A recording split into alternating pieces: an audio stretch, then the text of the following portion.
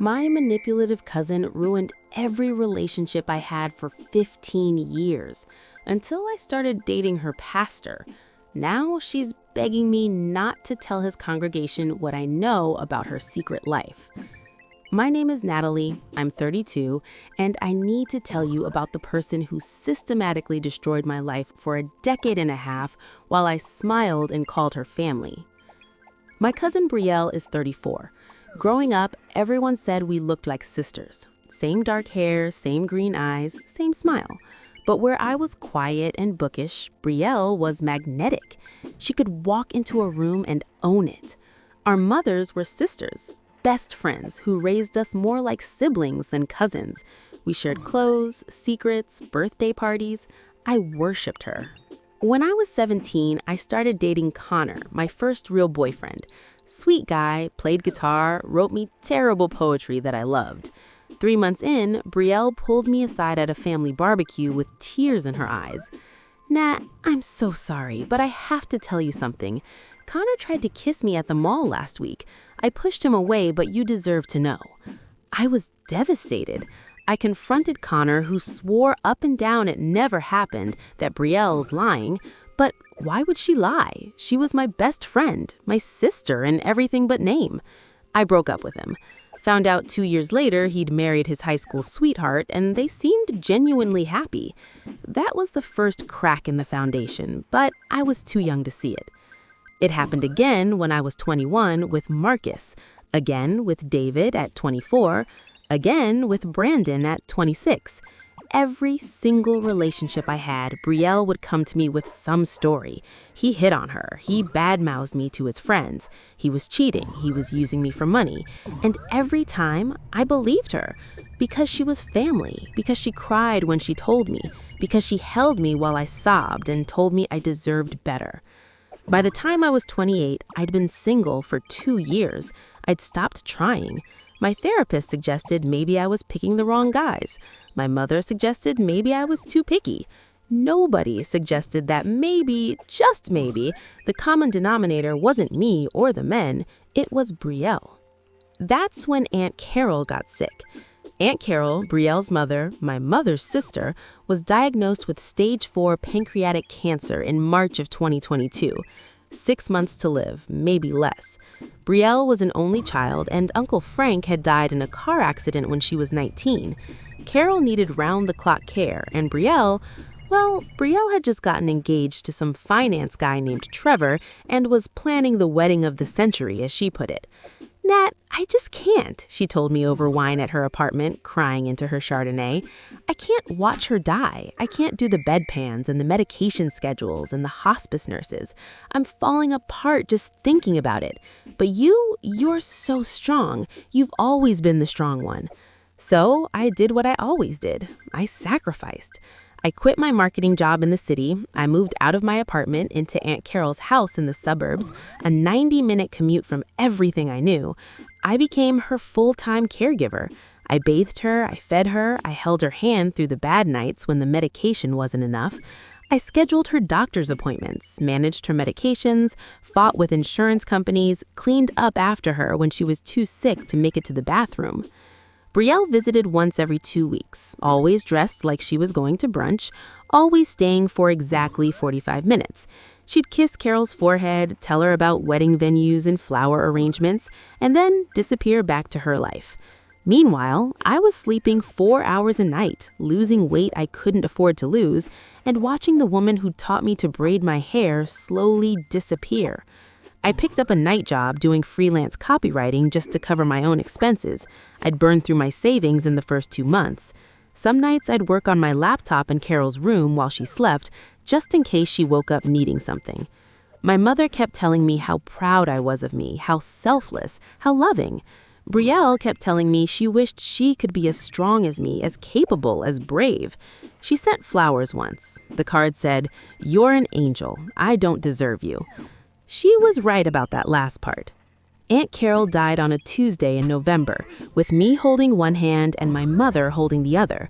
Brielle showed up an hour after she passed, her mascara already running, wailing loud enough for the hospice nurses to hear down the hall. At the funeral, she gave a eulogy about being Carol's whole world and the light of her life. People came up to her afterwards, crying, telling her how strong she was. I stood in the back, in a dress I'd borrowed from my mother because I couldn't afford a new one, and I didn't say a word. The will reading was 3 days later. Carol had been fairly well off. Frank's life insurance, some smart investments, the house paid off. I wasn't expecting anything. I'd done what I did out of love, not for money. But Carol had left me $50,000 and a note. For Natalie, who gave up everything to make sure I didn't die alone. Use this to build the life you deserve. Brielle got the house, worth about $400,000, and the rest of the estate, another $200,000 in investments and savings. I watched Brielle's face when the lawyer read out my inheritance. Just for a second, something flickered there, something cold and calculating.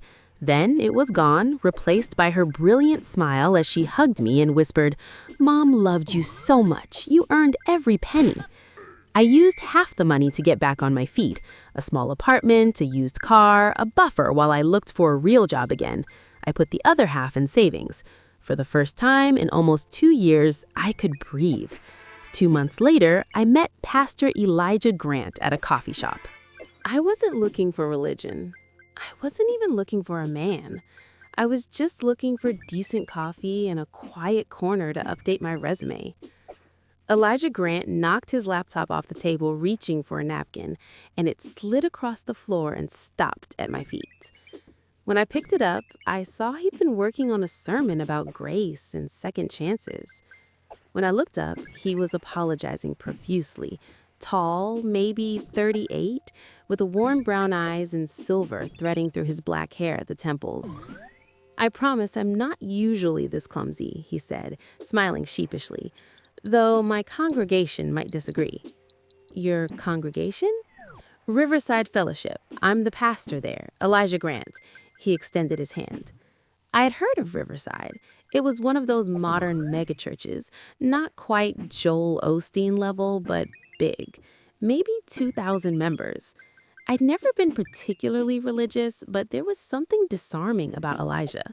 He wasn't polished and performative like I expected a megachurch pastor to be. He was genuine. We talked for 2 hours. He asked about my life, actually listened to the answers, told me about losing his wife to breast cancer 5 years ago, about raising his teenage daughter alone, about finding purpose and helping people navigate their darkest moments. He didn't preach at me or try to save my soul. He just saw me. When he asked for my number, I surprised myself by saying yes. Our first date was dinner at a small Italian place. Our second was a walk through the botanical gardens. By the third, I realized I was falling for him in a way I hadn't fallen for anyone in years. Elijah was kind without being weak, strong without being domineering. He made me laugh. He made me feel safe. I didn't tell Brielle about him for the first month. I don't know why. Maybe some instinct for self-preservation I'd finally developed. But eventually, my mother mentioned something at a family dinner, and Brielle's head snapped up like a predator catching a scent.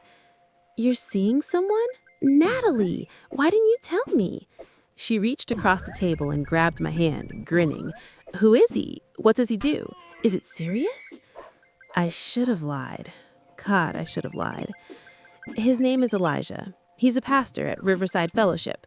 It's still pretty new, but yeah, I really like him." Something shifted in Brielle's eyes. "Riverside Fellowship? The Riverside Fellowship? You know it?" "Know it, Nat. I've been attending there for 3 years." She laughed high and bright. "Pastor Grant is incredible. This is amazing. My best friend and my spiritual leader. It's like fate." My stomach dropped. In all my conversations with Elijah, he'd never mentioned Brielle. But Riverside had thousands of members. Maybe he didn't know her personally. Maybe it would be fine. It was not fine.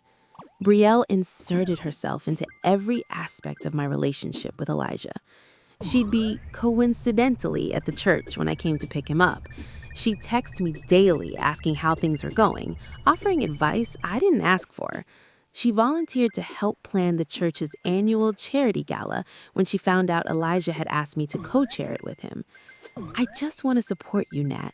After everything you've been through, you deserve happiness. I'm just so excited for you.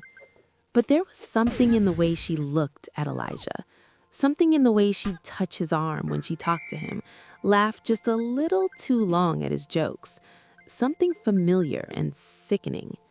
6 months into our relationship, Elijah told me he loved me. We were at his house, his daughter Sophie was at a friend's house, and we were cooking dinner together. He said it so simply, like it was just a fact. I love you, Natalie. I think I've loved you since that day in the coffee shop. I said it back because I meant it. For the first time in my adult life, I felt like I'd found something real, something that could last. That night, I stayed over for the first time. It felt right and natural and perfect. I went home the next morning glowing. I texted Brielle a selfie from my car with the caption, "Best night of my life." She responded immediately, "OMG, tell me everything. Coffee today?" We met at our usual place. I told her, not the intimate details, but enough. That we'd said I love you, that I was falling hard, that I could see a future with him. Brielle squeezed my hand. "Nat, I'm so happy for you. Really, you deserve this."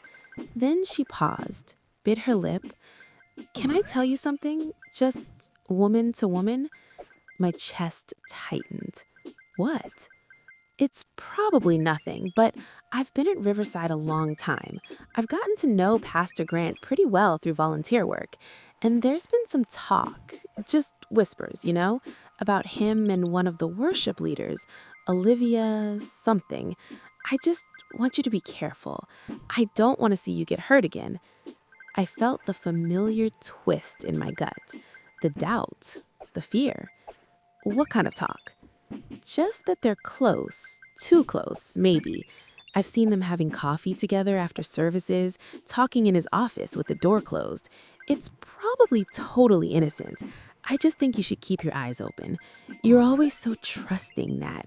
It's one of the things I love about you, but anyway." I drove home in silence.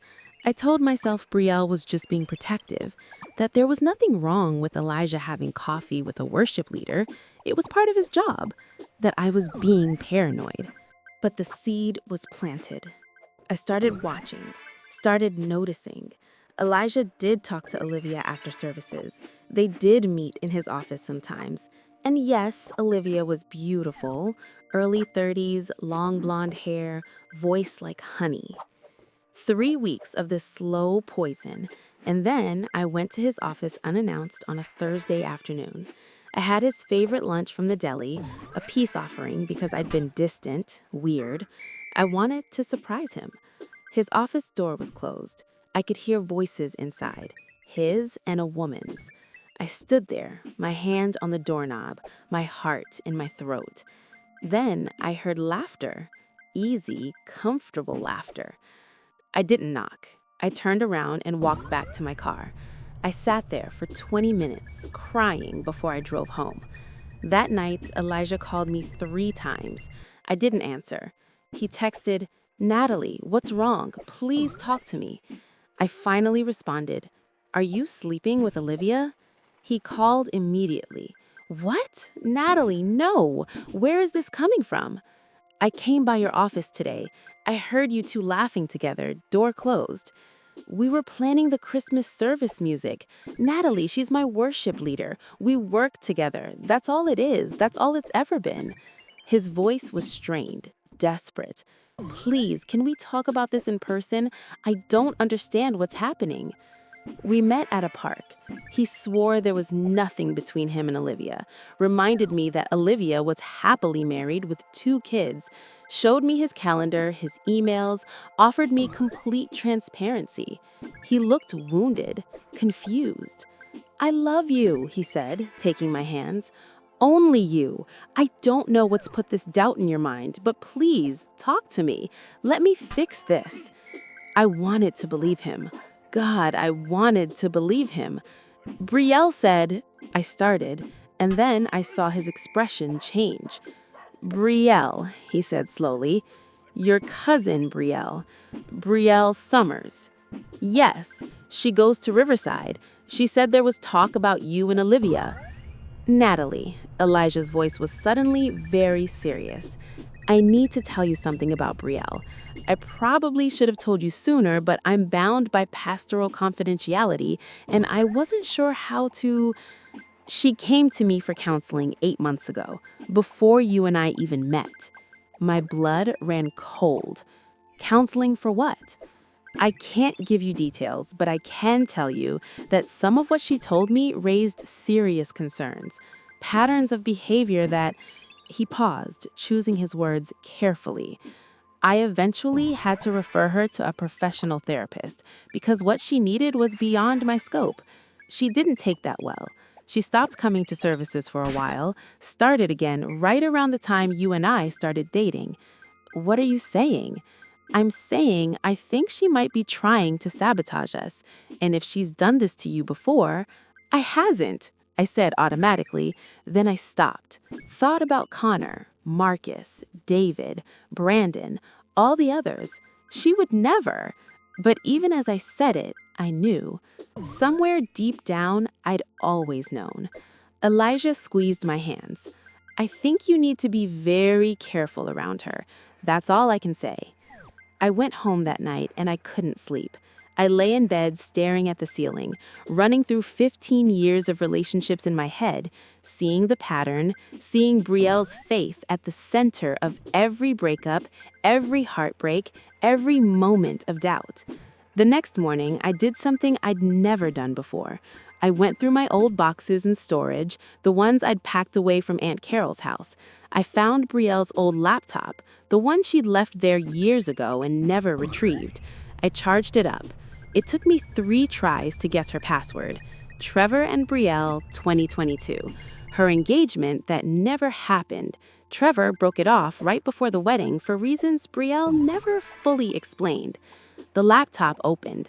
I felt sick doing it, invasive, but I couldn't stop. Her email was still logged in. I went to the sent folder and started scrolling. My hands were shaking. There, an email from 3 years ago to Marcus's best friend. Hey, I'm Marcus's friend from college. This is awkward, but I thought you should know he's been telling people his girlfriend Natalie is crazy and clingy. He's looking for an exit strategy but doesn't know how to end it. Maybe you could help him out. I'd tell her myself, but I don't want to get involved. Just hate seeing a guy trapped like that. Another one, 2 years before that, to David's sister. Hi, you don't know me, but I'm David's coworker. I think your brother might be cheating on his girlfriend. I saw him at a bar with another woman last week. Thought his girlfriend should know, but I don't have her contact info. Could you pass this along? I kept scrolling, kept finding them. Messages to friends, family members, coworkers, different email addresses, different fake names, but all with the same purpose: plant doubt, create chaos, destroy my life from the inside out. There were Facebook messages too, screenshots she'd faked of conversations that never happened, photos she'd edited to make it look like my boyfriends were with other women. 15 years of evidence. 15 years of systematic, calculated destruction of my life.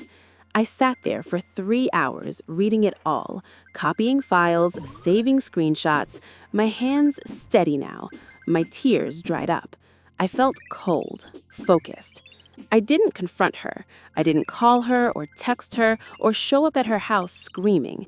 I did something I'd never done in my life. I planned. Because here's what I'd also found in that laptop. Photos. Hundreds of photos Brielle had hidden in an encrypted folder I'd only accessed because she'd saved the password in a text file labeled grocery list. Photos of Brielle at clubs, drunk with men that definitely weren't Trevor. Photos from a weekend in Las Vegas I'd never heard of. Photos of drug use, not just weed, but pills, powder on a mirror, a needle in her arm. Bank statements showing massive credit card debt she'd hidden from everyone. Screenshots of dating app conversations where she'd catfished married men, extorted them for money, threatened to tell their wives. And text messages, so many text messages, including ones between her and Trevor right before their breakup. Trevor, I can't marry you. I know about the money you stole from my business account. Brielle, you can't prove anything. Trevor, I have security footage. Give it back and I won't press charges.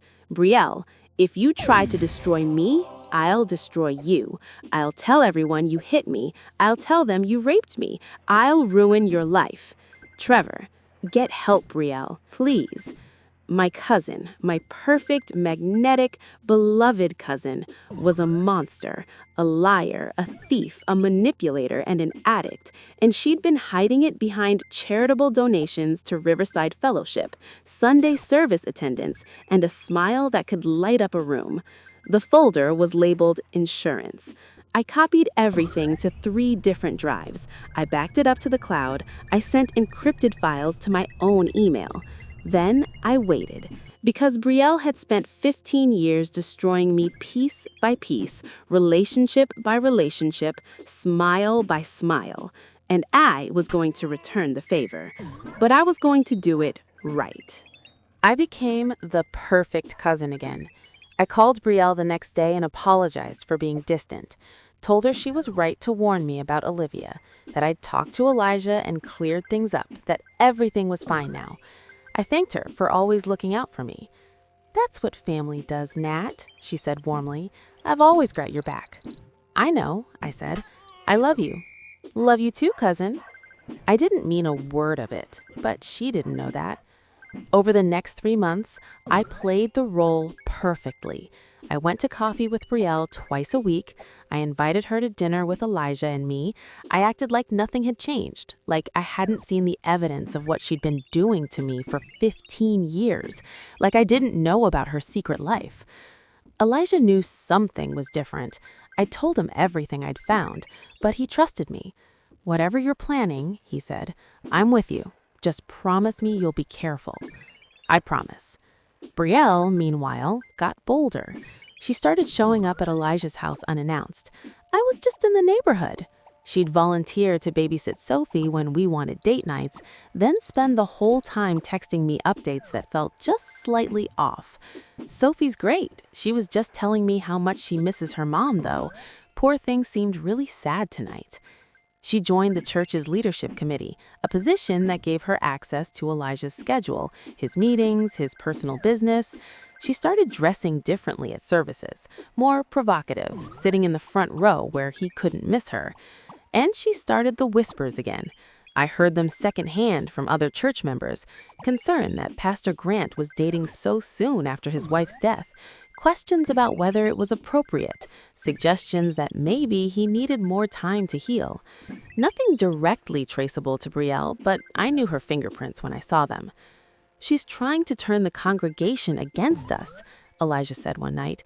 We were at his house, Sophie asleep upstairs. He looked exhausted. I've had 3 separate deacons pull me aside this week to express concerns about our relationship. All of them mentioned things only someone close to us would know. How bad is it? Bad enough that the board wants to meet with me next month. They're calling it a wellness check, but he rubbed his face. "Natalie, I could lose my position over this. If they think I'm being reckless or making poor decisions, they can vote me out. It's in my contract." "When's the board meeting?" "January 15th, closed session." He looked at me. "What are you thinking?" "I'm thinking," I said slowly, "that we should get ahead of this." "How?" "Riverside has that big New Year's service, right? The one where you do testimonials from the congregation?" "Yes, we usually get about 3,000 people for that service. It's one of our biggest events of the year." He paused. "Natalie, I want to give a testimonial." "About what?" I smiled. It didn't reach my eyes. "About family, forgiveness, truth, the masks we wear." I took his hand. "Trust me." He studied my face for a long moment, then nodded. "Okay, I trust you." The next day, I called Brielle and asked her to lunch. Over salads, I dropped the bait. "Elijah asked me to give a testimonial at the New Year's service," I said, watching her face. "He wants me to talk about my journey this past year, losing Aunt Carol, finding faith, finding love." Brielle's fork paused halfway to her mouth. That's huge, Nat. That's basically announcing your relationship to the whole church." I know, I'm nervous, but I think it'll be good. Get ahead of any gossip, you know? Show everyone that what we have is real and blessed. Wow, she set down her fork. That's a big step. Will you be there? I'd really love to have you in the audience for moral support. Something flickered across her face. Calculation, maybe worry, but then she smiled. Of course, I wouldn't miss it for the world. Thank you. You've always been there for me, Bree, through everything. I reached across the table and squeezed her hand. I don't know what I'd do without you. That's what family is for, she said softly. The trap was set. December was a blur of preparation. I wrote my testimonial, rewrote it, practiced it until every word was burned into my brain. I worked with Elijah to make sure the technical aspects were handled, the video screens, the sound system, the lighting. I told him exactly what I needed. Are you sure about this? He asked me the week before Christmas. Once you do this, there's no going back. Her life will be over. Her life? I turned to look at him. Elijah, she's been ending my life over and over again for 15 years. She stole every chance I had at happiness. She destroyed relationships, friendships, opportunities. She isolated me. She made me doubt myself, made me think I was the problem. My voice was steady. She did it all while smiling and hugging me and calling me family. While I was caring for her dying mother, she was planning how to ruin my next relationship. I know. I just want you to be at peace with this decision. I am at peace. For the first time in years, I know exactly what I need to do. He kissed my forehead. Then I'm behind you 100%. Christmas came and went. Brielle invited me to her house for dinner. Just the two of us, she said, like old times. The house she'd inherited from her mother, the one I'd lived in while Carol died. She'd renovated it, erased every trace of Carol, except for one photo on the mantel. To us, Brielle said, raising her glass. To family. To truth, I said, clinking our glasses against hers. She didn't catch the difference. The dinner was surreal. She talked about her plans for the new year, maybe going back to school, maybe traveling, maybe finally settling down with someone serious. She asked about our relationship with Elijah, probing gently for cracks, for doubts. I gave her nothing. You seem different, she said at one point. More confidence, maybe. It's good to see. I've learned a lot this year, I said, about who I can trust, about who really has my back. I hope you know I'm always in that category, Nat. Oh, I know exactly where you are, Brielle. She laughed, missing the edge in my voice entirely. I'm so glad you have Elijah. He's a good man. You deserve that. I do deserve that. I deserve happiness. I deserve peace. I deserve to not have my life sabotaged by people who claim to love me. A flicker of something crossed her face, too fast to identify. Of course you do. I left that night with her hug tight around me and her voice in my ear. Love you, cousin. See you at the New Year's service. I'll save you a seat, front row. The next week crawled by. I couldn't eat, couldn't sleep. Elijah kept asking if I was okay.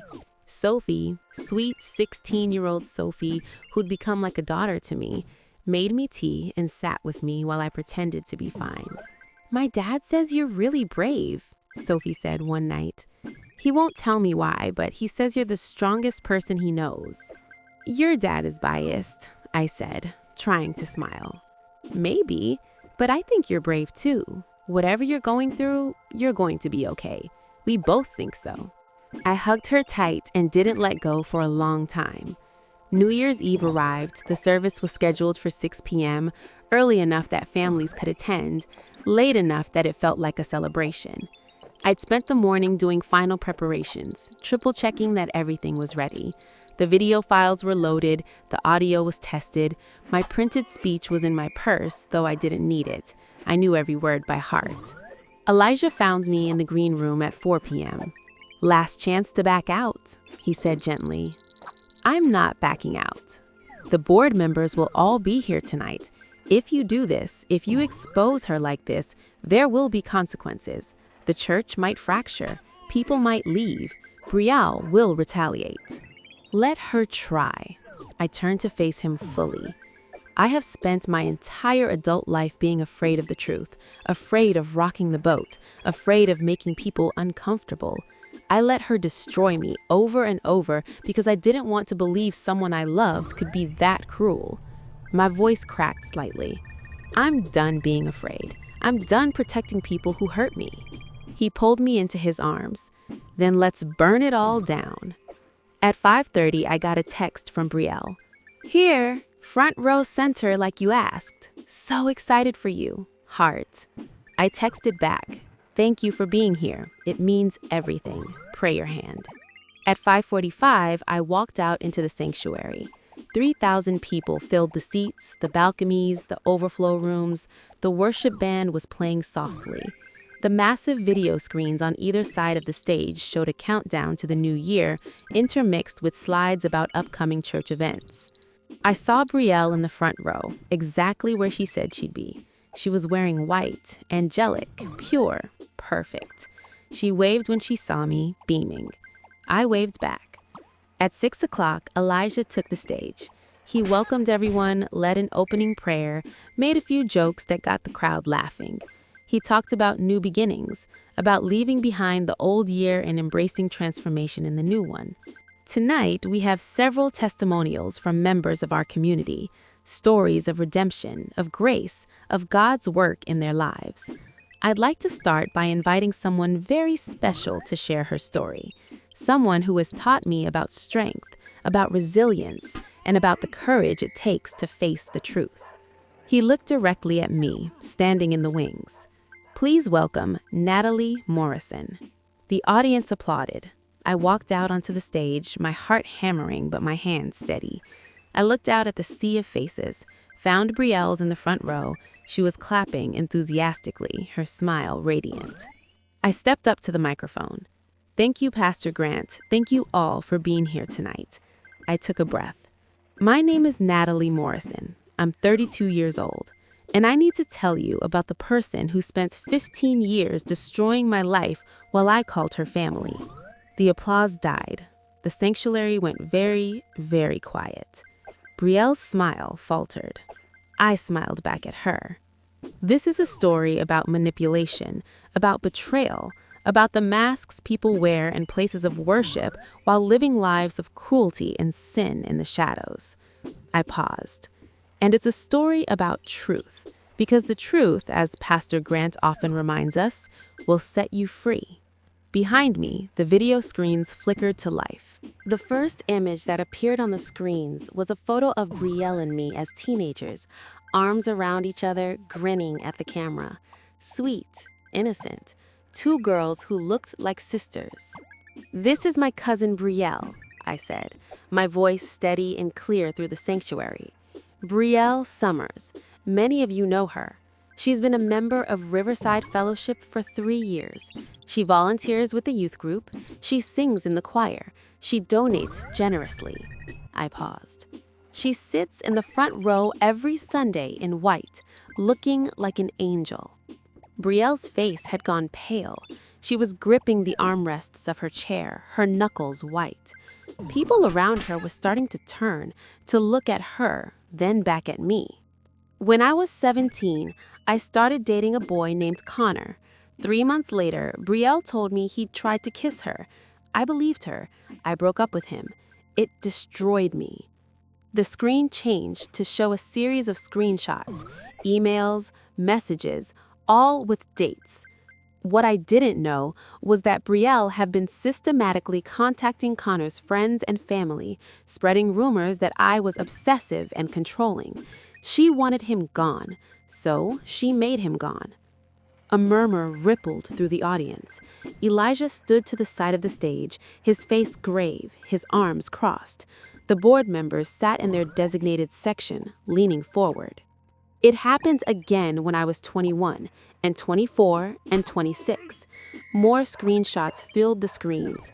Different names, different relationships, same pattern. Every single relationship I had for 15 years, Brielle destroyed. She created fake email accounts and social media profiles. She photoshopped pictures. She sent messages to my boyfriend's friends and family, planting doubt and spreading lies. She told me they were cheating, that they'd hit on her, that they were using me. The screens showed the email she'd sent to Marcus's best friend, the fake Facebook messages to David's sister, the doctored photos she'd used to make Brandon think I was seeing someone else. I believed her every time, I said, my voice breaking slightly, not from weakness, but from rage finally released. Because she was family, because I loved her, because I couldn't imagine that someone I trusted that much could be that cruel. Brielle stood up abruptly. This is insane. Natalie, you're having some kind of breakdown. Sit down, Brielle, Elijah said quietly. His voice carried no anger, just absolute authority. Let her finish. Two of the deacons moved to stand at the end of Brielle's row. She looked at them, looked at the exits, then slowly sank back into her seat. Her face was red now, tears streaming down her cheeks. But this story isn't just about me, I continued, because when I started dating Pastor Grant 6 months ago, Brielle didn't just try to destroy another one of my relationships, she tried to destroy his ministry.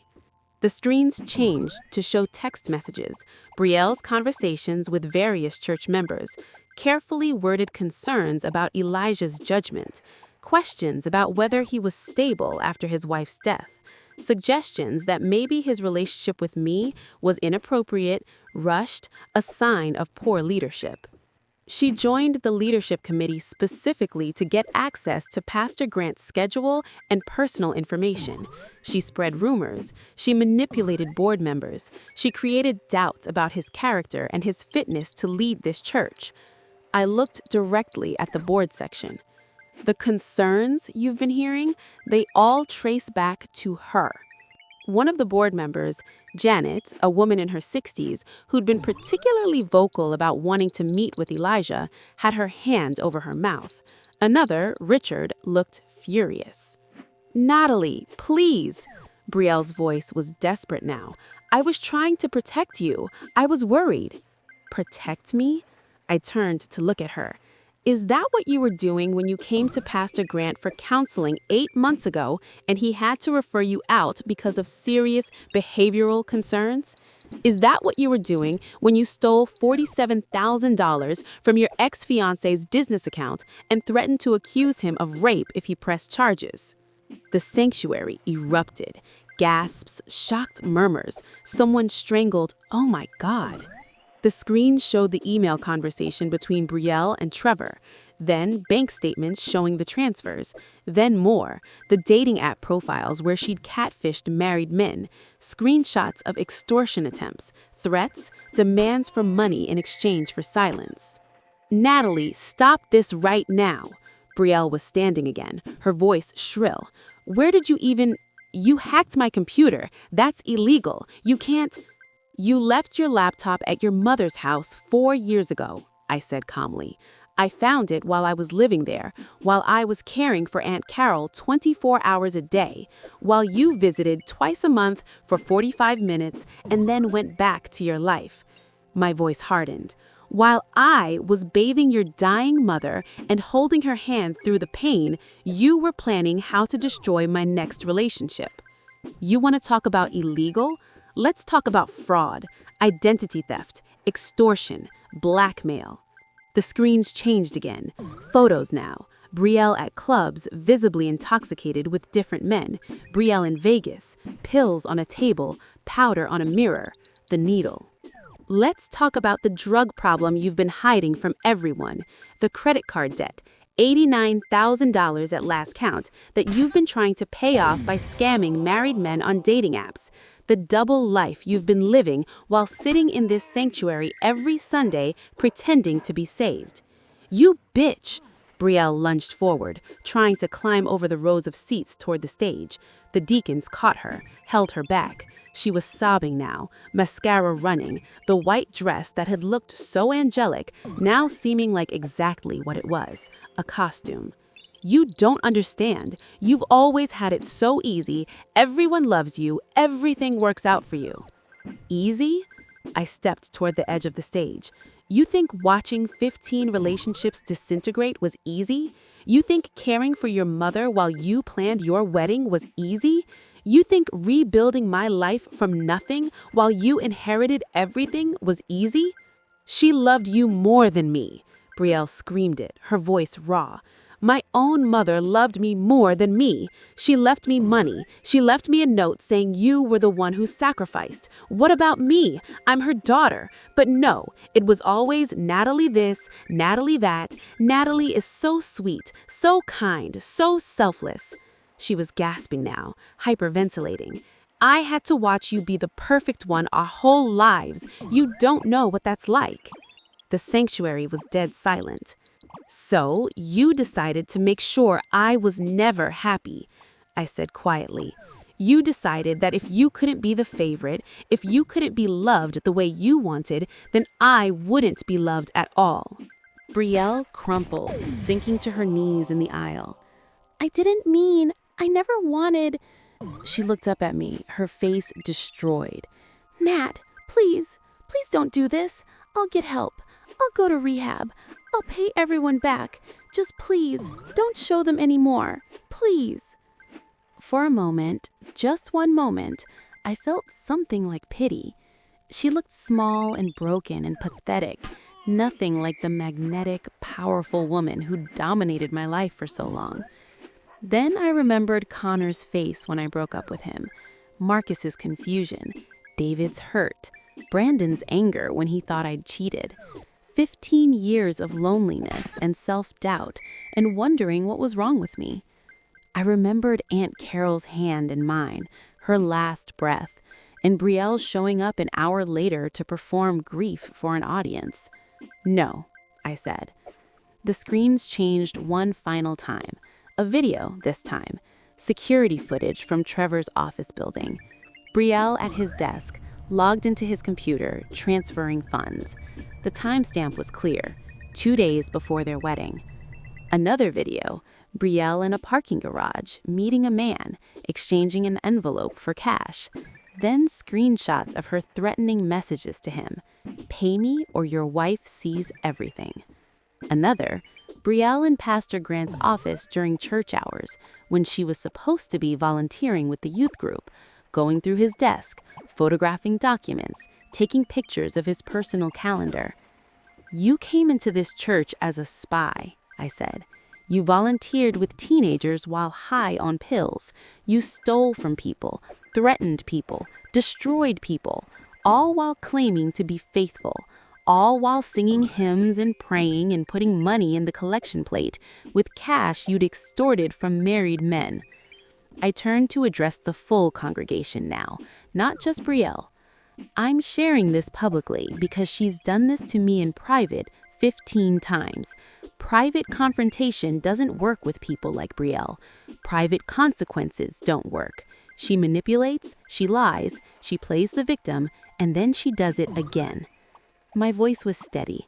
So I'm doing this here, in front of 3,000 witnesses, in a place she claimed to love, surrounded by people she lied to, because maybe public shame will do what private mercy never could. I looked back at Brielle, still on her knees, still sobbing. You told me earlier this month that I seemed different, more confident. You were right. I learned something this year, Brielle. I learned that being kind doesn't mean being weak, that forgiveness doesn't mean accepting abuse, that family isn't the people who share your blood, it's the people who actually love you. I gestured to Elijah, to Sophie sitting in the second row with tears streaming down her face, to my mother who'd come in late and was standing in the back with her hand over her heart. These people are my family now. They see me, they protect me, they tell me the truth even when it's hard. I looked back at Brielle. You had 15 years to tell me the truth, 15 years to get help, 15 years to stop. Natalie, I'm sorry. Brielle reached toward me, her hand trembling. I'm so sorry. Please, You're my family. You're my sister. I love you. No, you don't. I said it, simply, factually. You never did, and I'm done pretending you did. I turned to the deacons holding her. I've provided copies of all of this evidence to the police. They'll be here shortly to take statements. I'd suggest someone escort Miss Summers to a private room and make sure she doesn't leave the building. Then I turned to the congregation one final time. I'm sorry this wasn't the uplifting New Year's testimony you came here for. I'm sorry your evening was disrupted by ugly truths instead of comfortable prayers. But I'm not sorry I told the truth, because Pastor Grants is right. The truth does set you free. I stepped back from the microphone. The sanctuary erupted. Some people were crying, others were shouting, at Brielle, at each other. The board members were in a tight huddle. The deacons were half carrying Brielle toward a side door as she wailed and reached back toward me. Elijah came to my side, put his arm around me. You okay? Yeah, actually, I really am. Sophie ran up on the stage and threw her arms around me. That was the most badass thing I've ever seen, she whispered. My mother pushed through the crowd, her face wet with tears. Natalie, honey, I had no idea. All those years. It's okay, Mom. It's not okay. I should have seen it. I should have protected you. She fooled everyone. That's what she does. Did. That's what she did. The police arrived 20 minutes later. I spent 2 hours giving a statement, turning over all the evidence I'd compiled. They told me they'd be opening investigations into the extortion, the fraud, the theft from Trevor's business, possibly more. Will she go to jail? I asked. That's up to the DA, but with this much evidence, yeah, probably. News vans showed up outside the church. Apparently, someone had been live streaming the service. By midnight, clips of my testimony were all over social media. My phone wouldn't stop buzzing. Texts, calls, friend requests, interview requests. I turned it off. Elijah took me back to his house. Sophie made hot chocolate. The three of us sat in the living room as the new year arrived, watching the countdown on TV in silence. Happy New Year, Sophie said softly when the ball dropped. Happy New Year, Elijah and I said together. He kissed me at 12:01. I love you, he said. You're the strongest person I've ever met. I love you too, I said. Both of you. We fell asleep on the couch, the three of us tangled together, while outside the world buzzed with news of what I'd done. I slept better than I had in 15 years. It's been 2 years since that night. 2 years since I stood on that stage and burned my cousin's life to the ground in front of 3,000 witnesses. 2 years since the videos went viral and my face became synonymous with revenge done right across Reddit, TikTok, and every true crime podcast that needed content. Let me tell you what happened after. Brielle was arrested that night. The initial charges were fraud and extortion related to the married men she'd been blackmailing. But once the police started digging, they found more. So much more. Trevor pressed charges for the theft from his business. 3 other men came forward with evidence that Brielle had scammed them out of a combined $63,000. The IRS got involved when they discovered she hadn't reported any of the money she'd extorted as income. And the drug charges, possession with intent to distribute, because apparently she hadn't just been using, she'd been selling pills to other young women at Riverside Fellowship. She took a plea deal, 8 years in federal prison. She'll be eligible for parole in 5. I didn't go to her sentencing. I didn't need to see her face again. But my mother went.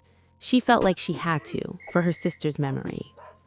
She told me Brielle cried and apologized and begged for mercy. The judge gave her 8 years anyway. She asked about you, my mother said after. She wanted to know if you'd ever forgive her. What did you say? I said I didn't know, but that you were happy now, and that was what mattered. My mother and I are closer now than we've ever been. She apologized 100 times for not seeing what Brielle was doing, for not protecting me.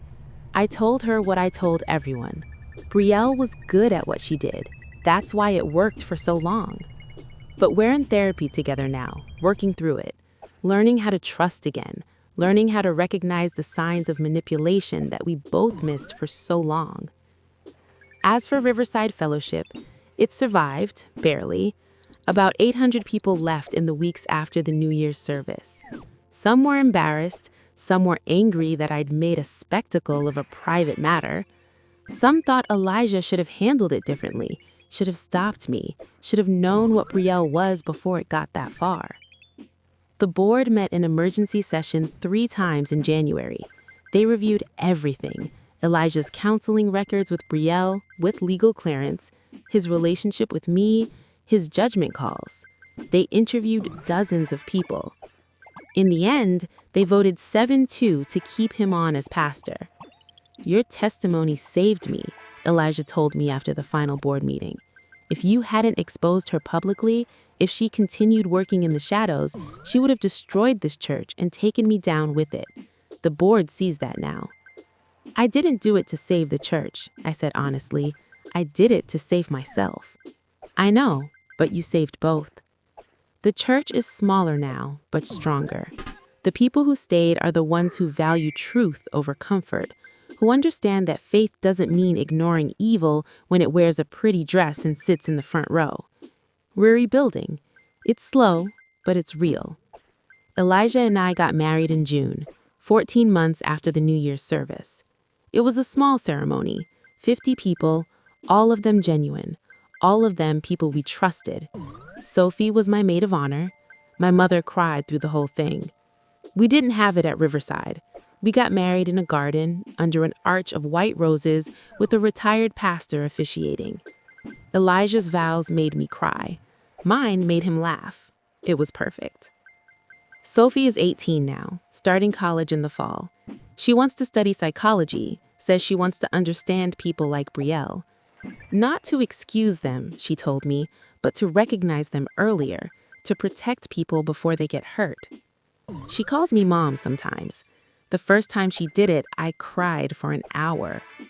As for me, I'm thriving in ways I didn't know were possible. I got a job as the communications director for a nonprofit that helps domestic abuse survivors. Turns out, surviving 15 years of psychological manipulation makes you really good at recognizing the patterns and helping others escape them. I love the work. It feels like taking everything Brielle did to me and transforming it into something that actually helps people. I published an article about my experience in a major magazine 6 months after the testimony. It went viral, again. I got letters from hundreds of people who'd experienced similar things. Family members who sabotaged them, friends who destroyed their relationships, colleagues who undermined them while claiming to support them. I started a blog, then a podcast. Unmasking Manipulation has 200,000 subscribers now. I interview people who've survived covert abuse, experts in psychology, lawyers who specialize in these cases. I've become, weirdly, an accidental advocate for people dealing with toxic family members. I wrote a book. It's being published next spring. The working title is The Angel in White: How My Cousin Spent 15 Years Destroying My Life While Everyone Called Her Family. My literary agent says it's going to be huge. I don't care if it is or isn't. I wrote it because I needed to tell the whole story, not just the viral clips everyone saw. I wrote it for every person who's ever been gaslit by someone they loved.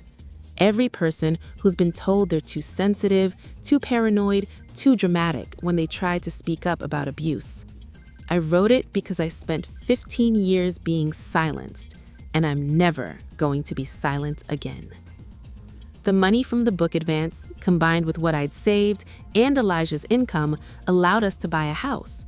Not a mansion, but a real home. 4 bedrooms, a yard, a porch where I drink coffee every morning and watch the sunrise. Sophie has her own room for when she visits from college. We're thinking about fostering teenagers in the system, kids who need stable homes. We want to fill our house with people who need family, real family, the kind that actually loves you. I haven't spoken to Brielle since that night. She's written me letters from prison. dozens of them. I've never opened a single one. My therapist says that's healthy, that I don't owe her my time or attention or forgiveness. That forgiveness is for me, not her, and it doesn't require reconciliation. I burned the letters in our fireplace last winter, watched them turn to ash, felt nothing. Elijah asked me once if I ever regret how I did it, if I think maybe I should have handled it privately, given her a chance to get help before destroying her publicly. No, I said. I gave her 15 years of chances, 15 years of privacy, 15 years of mercy while she stabbed me in the back over and over again. She weaponized my kindness. She exploited my love. She counted on me staying silent because that's what good girls from good families do. We protect the family name even when the family is poisonous. I looked at him. I'm not sorry I burned her life down. I'm only sorry I didn't do it sooner. He kissed my forehead.